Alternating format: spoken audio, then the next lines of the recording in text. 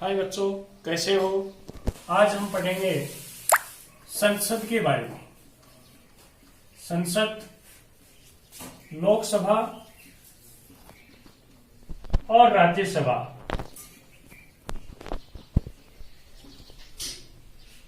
देखिए, सरकार होती है। सरकार के कितने अंग होते हैं? 3 अंग होते हैं। व्यवस्थापिका, कार्यपालिका और न्यायपालिका। जो हम संसद की बात कर रहे हैं, ये संसद किसमें है? व्यवस्थापिका। अलग अलग देशों में व्यवस्थापिका को अलग अलग नाम से जानते हैं। जो व्यवस्थापिका है ये सब देशों में अलग अलग, जैसे भारत में, अपने भारत में इसको क्या कहते हैं? संसद। हर देशों में अलग अलग नाम से जानते हैं। भारत में संसद, ब्रिटेन में पार्लियामेंट, संयुक्त राज्य अमेरिका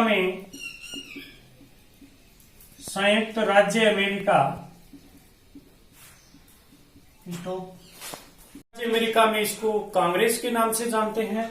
जापान में डाइट कहते हैं।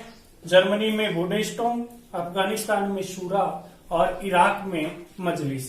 ये व्यवस्थापिका के अलग अलग नाम है। हर देश में अलग अलग नाम से। तो अपने देश में किस नाम से जानते हैं? इसको संसद के नाम से जानते हैं। ब्रिटेन में पार्लियामेंट, संयुक्त राज्य अमेरिका में कांग्रेस, जापान में डाइट, जर्मनी में बुंडेस्टैग और अफगानिस्तान में शूरा और इराक में मजलिस के नाम से जानते हैं। अब हम जो अपने भारत की व्यवस्थापिका है इसके बारे में पढ़ेंगे।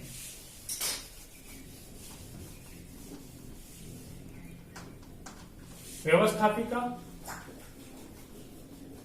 भारत की व्यवस्थापिका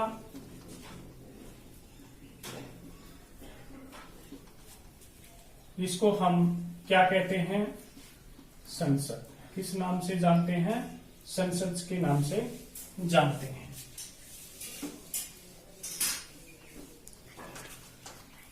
भारत की जो संसद है, व्यवस्थापिका है, वो अनुच्छेद आर्टिकल 79 के अंतर्गत है। अनुच्छेद 79 के अंतर्गत दी गई है। भारत की व्यवस्थापिका या संसद, इसे क्या कहें? संसद। संसद के कितने भाग होते हैं? अंग। राज्यसभा, लोकसभा। भारत की हम व्यवस्था का संसद की बात कर रहे थे, जो अनुच्छेद 79 के अंतर्गत है। बात करें कि इसके अंग कितने हैं। संसद के अंगों की बात करें तो कितने हैं? 3। राज्यसभा, लोकसभा और राष्ट्रपति को मिला के संसद बनती है। लेकिन हम सदन की बात करें तो सदन होते हैं 2, लोकसभा और राज्यसभा। ऋग्वेद में भी ऐसा नहीं है कि हमने संसदीय प्रणाली जो भी है इंग्लैंड से ली है, ये बात संविधान से, ये बात भी कहते हैं। लेकिन हमारे प्राचीन परंपरा से ही हमारे ऐसी ही व्यवस्था थी। ऋग्वेद में भी सभा और समिति नाम की 2 संस्थाएं होती थी। जो समिति है वो लोकसभा जैसी थी। कैसी थी? लोकसभा जैसी स्थिति थी। और जो सभा नाम था, सभा राज्यसभा की तरह था। सभा समिति थी वो लोकसभा की तरह व्यवस्था थी, और सभा थी वो राज्यसभा की तरह थी। अब है संसद का सदस्य बनने की योग्यताएं। संसद का सदस्य बनने की योग्यताएं, यानी कोई भी सदस्य संसद का सदस्य बनना चाहता है तो उसके लिए क्या योग्यता होनी चाहिए? सबसे पहला क्या है कि वह भारत का नागरिक होना चाहिए। क्या है? भारत का नागरिक होना चाहिए। भारत का नागरिक होना चाहिए। देखिए प्यारे दोस्तों, जब भारत का नागरिक होना चाहिए, कई बार इस बात पे मांग उठी है कि केवल मूल भारत का ही होना चाहिए। मांग उठी है, लेकिन ऐसा नहीं है। यदि किसी ने नागरिकता ले ली अपने देश की, तो वो भी संसद का सदस्य बन सकता है। दूसरा बिंदु है आयु। आयु का मतलब कितने वर्ष का व्यक्ति संसद का सदस्य बन सकता है। तो इसके लिए राज्यसभा के लिए आयु होनी चाहिए 30 वर्ष न्यूनतम, कम से कम 30 वर्ष। और लोकसभा के लिए होनी चाहिए 25 वर्ष न्यूनतम आयु होनी चाहिए।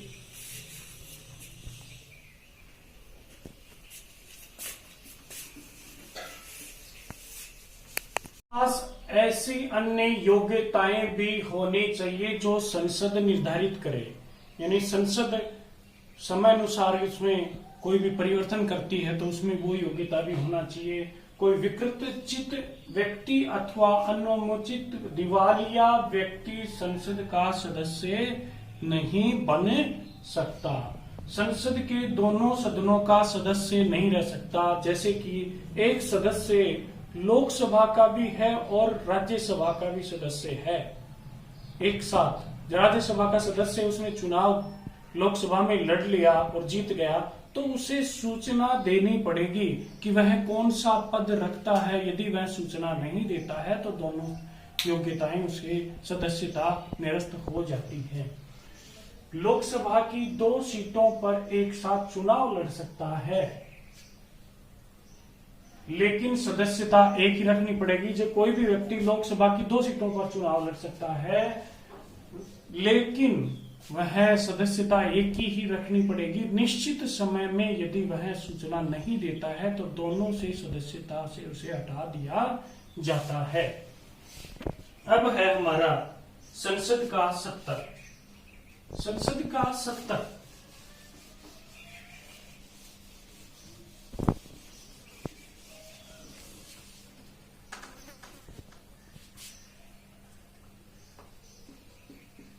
संसद का 70।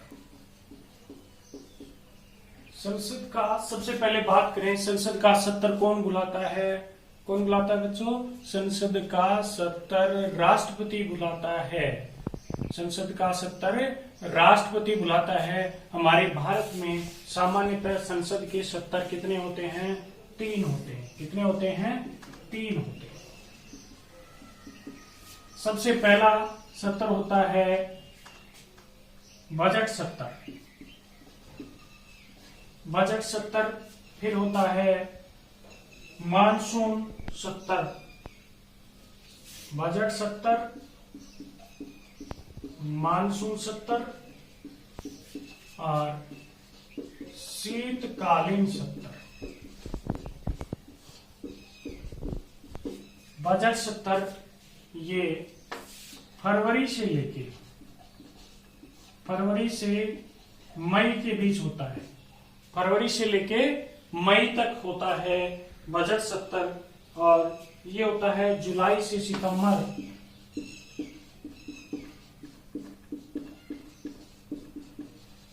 और ये होता है हमारा नवंबर दिसंबर को। नवंबर दिसंबर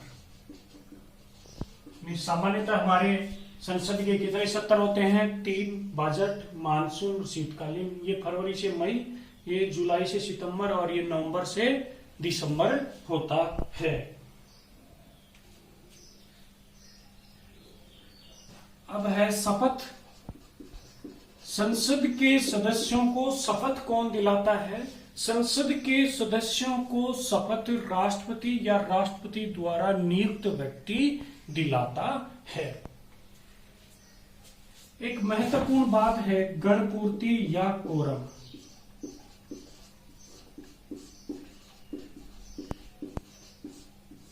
प्यारे दोस्तों, गणपूर्ति या कोरम क्या होता है? गणपूर्ति या कोरम वह न्यूनतम संख्या है, वह न्यूनतम संख्या, सदन की वह न्यूनतम संख्या जो उसकी होनी अति आवश्यक है बैठक के लिए, वह गणपूर्ति या कोरम कहलाती है। सदन की वह न्यूनतम संख्या जो होना आवश्यक है, जिस तरह अपने देश में 1/10वां भाग है हर सदन की। जैसे कि लोकसभा की बात करें, लोकसभा में 545 सीट हैं का 10वां भाग करें तो यह आ जाएगा 54.5 यानी 55 सीट होनी चाहिए। यानी किसी भी लोकसभा सदन की कार्यवाही शुरू करने के लिए वह न्यूनतम संख्या गणपूर्ति या कोरम होता है। लोकसभा के लिए 55 है। ठीक इसी तरह है राज्यसभा के लिए यह जैसे 245 सीट हैं तो ये कितनी हो जाएंगे? 25 सीट चाहिए। कितनी चाहिए? 25 सीट आवश्यक हैं। अब देखो संसद की भाषा क्या होती है।